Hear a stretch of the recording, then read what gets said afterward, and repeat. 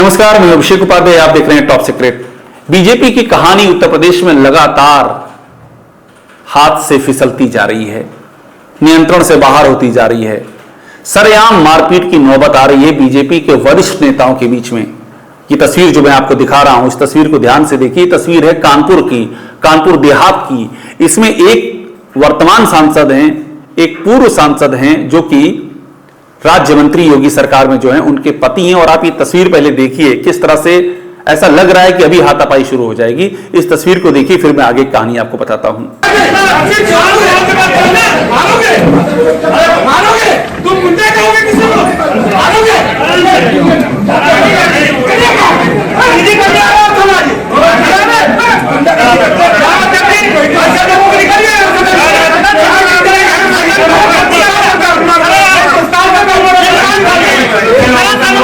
आप जानना चाहेंगे कि आखिरकार ये कौन है बीजेपी के सांसद, पूर्व सांसद।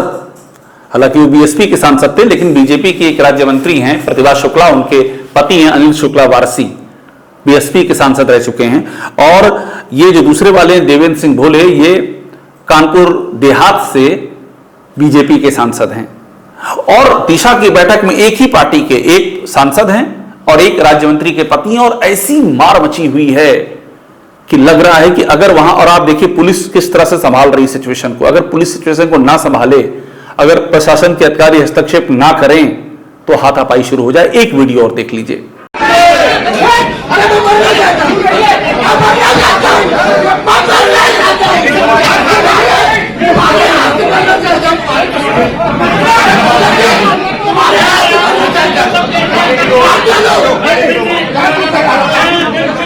अब कहानी समझ लीजिए कि ये सारा बवाल क्यों शुरू हो गया। इतनी बड़ी जो ये लड़ाई की नौबत आ गई और जो सबके सामने हो रहा है, ये हुआ क्यों? दरअसल कानपुर देहात में दिशा की बैठक हो रही थी। एक जिला विकास और निगरानी समिति होती है, इसमें कुछ सदस्यों का अपॉइंटमेंट करना होता है। इसी को लेकर बढ़त हो गई। अनिल शुक्ला वारसी का कहना था कि जो कानपुर देहात के सांसद हैं, जो इस मीटिंग को चेयर कर रहे थे, दिशा की मीटिंग सांसद चेयर करते हैं देवेंद्र सिंह भोले, उनका आरोप था कि देवेंद्र सिंह भोले ने गुंडों को यहां बिठा लिया है। ये जो सदस्य हैं, गुंडों को, गुंडा शब्द का मैं उनकी बाइट भी आपको दिखाऊंगा, गुंडों को बिठा लिया है। जबकि देवेंद्र सिंह भोले का कहना था कि बाकायदा हमने ये लिस्ट ऊपर भेजी थी, जिलाधिकारी की सहमत से भारत सरकार को भेजी थी, और भारत सरकार की सहमत से लोग नामित होकर के आए हैं, उसके बाद इनको रखा हुआ है, ये उनका कहना था। और इसी बात को लेकर के भरी मीटिंग में जूतम पैजार की नौबत आ गई। कहानी इसमें और भी जाती है, कहानी जाती है फैक्ट्रियों की, कि आखिरकार ये फैक्ट्री की कहानी क्या है। आरोप लगा कि फैक्ट्री को टारगेट किया जा रहा है, एक और से आरोप लगा। दूसरी ओर से लगा कि फैक्ट्रियों के नाम पे उगाही की जा रही है, कि करप्शन, उगाही के आरोप सरेआम लगने लगे। आप अभी दोनों नेताओं की बाइट सुन लीजिए, फिर असली कहानी आपको बताऊंगा किस तरह से एक, आप समझ सकते हैं कि ये एक सुलगता हुआ ज्वालामुखी है जो कभी भी, जिसका लावा फट के बह सकता है। बीजेपी के भीतर इस कदर की कला है, इस कदर की मारपीट की नौबत है, वजह भी आपको बताऊंगा। लेकिन पहले आप दोनों के बयान सुनिए। पहला बयान सुनिए देवेंद्र सिंह भोले जो सांसद हैं, और दूसरा बयान सुनिएगा अनिल शुक्ला वारसी का, जो पूर्व सांसद हैं और वर्तमान में प्रतिभा शुक्ला जो राज्य मंत्री, उनके पति। इन दोनों के बयान बैक टू बैक सुनिएगा। जांच शुरू होती है, उसके बाद अपने यहां मुकदमा डलाता है, तो बचाने का काम करते हैं। कहीं तहसीलदार को बचाएंगे, कहीं खनन अधिकारी को बचाएंगे, जो खनन का काम वो कराते। बताओ, मैंने अगर कभी खनन काम को किसी से कहा हो, किसी से सुना हो आपने? माननीय मंत्री प्रदेश सरकार के राकेश सिचान जी, उनसे झगड़ा करने लेके उनका हुआ, मुझे पता नहीं, मैं तो बोला नहीं कुछ। उस स्वभाव बन गया, उनको खनन कराना, उनको गंदे काम कराने। अब उसका जो विरोध करेगा तो उनके पास सबसे बड़ा यही है कि मैं परशुराम महासभा चलाता हूँ, जो परशुराम महासभा चलाते हैं उसमें वहां का पानी की जांच करा ली जाएगी। 4-5 गुंडों को बैठाल करके उनको जबरदस्ती मेंबर बना के दिशा का, और इस मीटिंग पे जो है क्या नाम, लोगों को टारगेट करते हैं, लोगों को बेइज्जती करते हैं और सबको जो है परेशान करते हैं, जबरदस्ती मुकदमे लिखाते हैं, फैक्ट्री वालों को टारगेट करते हैं, फिर इनके लोगों जाकर के वहां वसूली काम करते हैं। बड़ी बात है कि ये लड़ाई एक दिन की नहीं है, असली कहानी यही है, ये अरसे से चल रही है। लेकिन इस सरकार में कोई भी ये कोशिश नहीं कर रहा है कि चीजें पटरी पर आ जाएं। कोशिश इसलिए नहीं कर रहा है कि सरकार ही अलग अलग धड़ों में बट गई है। योगी आदित्यनाथ की अपनी गवर्नमेंट में इतनी लड़ाइयां हैं, मंत्री मुख्यमंत्री की नहीं बन रही है, डिप्टी सीएम सीएम की नहीं बन रही है, संगठन सरकार की नहीं बन रही है, कार्यकर्ता परेशान हैं, उनकी अधिकारी नहीं सुन रहे हैं, लाठियां चल रही हैं, कुल मिलाकर केयास की स्थिति है। यहां पर हुआ क्या कि आपने को ख्याल होगा कुछ दिनों पहले की एक तस्वीर आई थी कि प्रतिभा शुक्ला और अनिल शुक्ला वारसी एक अकबरपुर कोतवाली में धरने पर बैठ गए थे। वहां भी आरोप था कि पुलिस मनमानी कर रही है और आरोप था कि बैकिंग देवेंद्र सिंह भोले कर रहे हैं। वो तस्वीरें सबने देखी थी। उसके बाद बाकायदा प्रतिभा शुक्ला वारसी ने, अनिल शुक्ला वारसी की पत्नी और राज्य मंत्री, उन्होंने ये बयान दे दिया कि देवेंद्र सिंह भोले ब्राह्मण को लड़ा रहे हैं, यानी कि यहां जातिवाद भी शुरू हो गया, एक और ब्राह्मण और एक और ठाकुर, ये भी शुरू हो गया। ये बीजेपी के अंदर हो रहा है।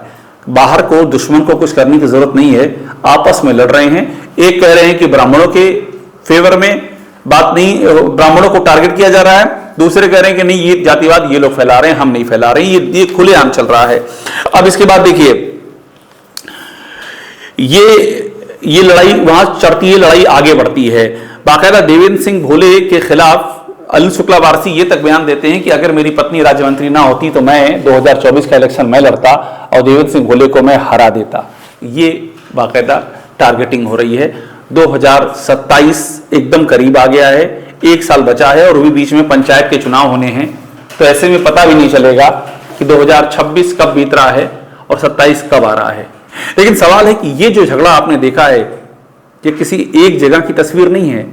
आप घुमा लीजिए पूरा मैप यूपी का और बीजेपी की हालत दिखा लीजिए।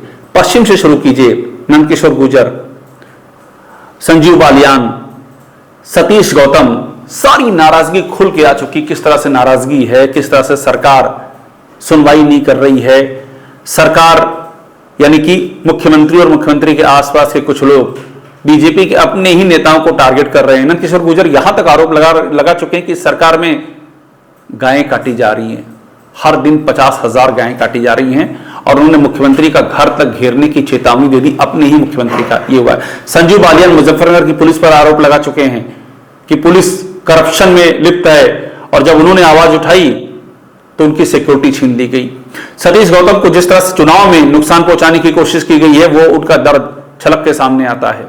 ये पश्चिम से आप शुरू कीजिए और आप चले जाइए पूर्व की ओर चले जाइए, आप अवध, बुंदेलखंड, हर तरफ कहीं AK शर्मा की नाराजगी सामने आती है कि अपने विभाग में एक जेई का ट्रांसफर नहीं कर पाते हैं वो।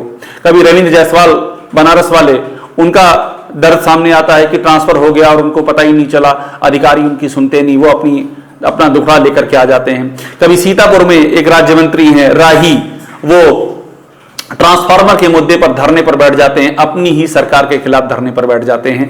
ये उत्तर प्रदेश की तस्वीर है जो अलग अलग हिस्सों से आ रही है। कभी अयोध्या के दीपोत्सव में केशव मौर्य और ब्रजेश पाठक का नाम नहीं छापा जाता और वो लोग इस दीपोत्सव के कार्यक्रम का बहिष्कार कर देते हैं। तो कहीं नंदगोपाल गुप्ता नंदी भरी मीटिंग में सरकार के खिलाफ बमक जाते हैं और चिट्ठी लिखते हैं और वो चिट्ठी सीधा सरकार को टारगेट करती है कि सरकार को मुख्य सचिव जो चला रहे हैं वो पारदर्शिता की पूरी तरह से अवमानना कर रहे हैं, मुझे फाइलें नहीं देखने दी जाती हैं और अनियमितता वाले सारे काम कर रहे हैं, ये लिखना पड़ता है एक कैबिनेट मंत्री को। तो ये अलग अलग आप जिस तरफ घुमा के देखेंगे उत्तर प्रदेश में आपको यही तस्वीर दिखाई देगी। और सहयोगियों में भी ऐसी महाभारत मची हुई है।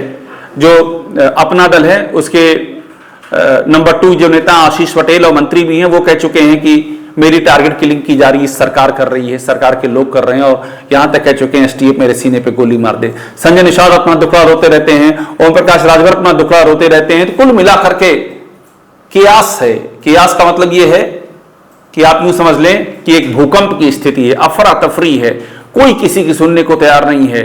जिसको मौका मिल रहा है वो अगले की जड़ें काटने पर आमादा है और 27 लगातार नजदीक आ रहा है। ये जो हुआ है कानपुर देहात की दिशा की बैठक में, इसने ये बता दिया है कि कानपुर देहात की दिशा की बैठक भले ही अगली बार ठीक हो जाए मगर बीजेपी की अपनी दिशा बिगड़ चुकी है और बीजेपी के नेतृत्व के लिए सबसे बड़ी चिंता का सबब यही है।